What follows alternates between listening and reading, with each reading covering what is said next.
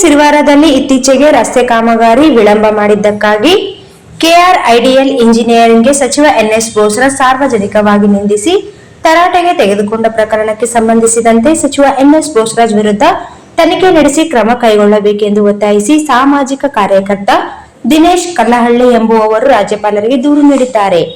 1 ಕೋಟಿ ವೆಚ್ಚದ ರಸ್ತೆ ಕಾಮಗಾರಿಯ ಕುರಿತಂತೆ ಸಿರವಾರದಲ್ಲಿ ಕೆಆರ್ಐಡಿಎಲ್ ಇಂಜಿನಿಯರ್ ಹನುಮಂತರಾಯ್ ಎಂಬುವವರಿಗೆ ಸಾರ್ವಜನಿಕವಾಗಿ ಕಟ್ಟಿ ಹಾಕಿ ಒದೆಯುವುದಾಗಿ ಬೆದರಿಸಿರುವ ವಿಡಿಯೋ ಸಾಮಾಜಿಕ ಜಾಲತಾಣಗಳಲ್ಲಿ ಹರಿದಾಡುತ್ತಿದೆ.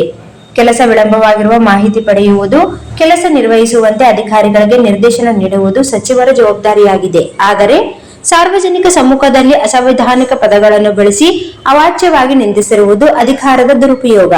ಸಂವಿಧಾನದ 14, 21, 311 ಹಾಗೂ ಬಿಎನ್ಎಸ್ ಸೆಕ್ಷನ್ 351, 352 ಉಲ್ಲಂಘನೆಯಾಗಿದೆ ಎಂದು ಹೇಳಿದ್ದಾರೆ. ಈ ಕುರಿತು ನಿವೃತ್ತ ನ್ಯಾಯಾಧೀಶರ ನೇತೃತ್ವದಲ್ಲಿ ಸಮಿತಿ ರಚಿಸಿ ತನಿಖೆ ನಡೆಸುವಂತೆ ರಾಜ್ಯ ಸರ್ಕಾರಕ್ಕೆ ಶಿಫಾರಸು ಮಾಡಬೇಕು. ಸಚಿವ ಸ್ಥಾನದಲ್ಲಿರುವವರು ಜನರ ಮಧ್ಯೆ ಅಧಿಕಾರಿಗಳಿಗೆ ಬೆದರಿಸಿ ಭಯ ಉಂಟು ಮಾಡುವುದು ಅಪರಾಧವಾಗಿದ್ದು ಕೂಡಲೇ ಕ್ರಮಕ್ಕೆ ಸೂಚಿಸಬೇಕೆಂದು ದೂರಿನಲ್ಲಿ ದಿನೇಶ್ ಕಲ್ಲಹಳ್ಳಿ ಒತ್ತಾಯಿಸಿದ್ದಾರೆ.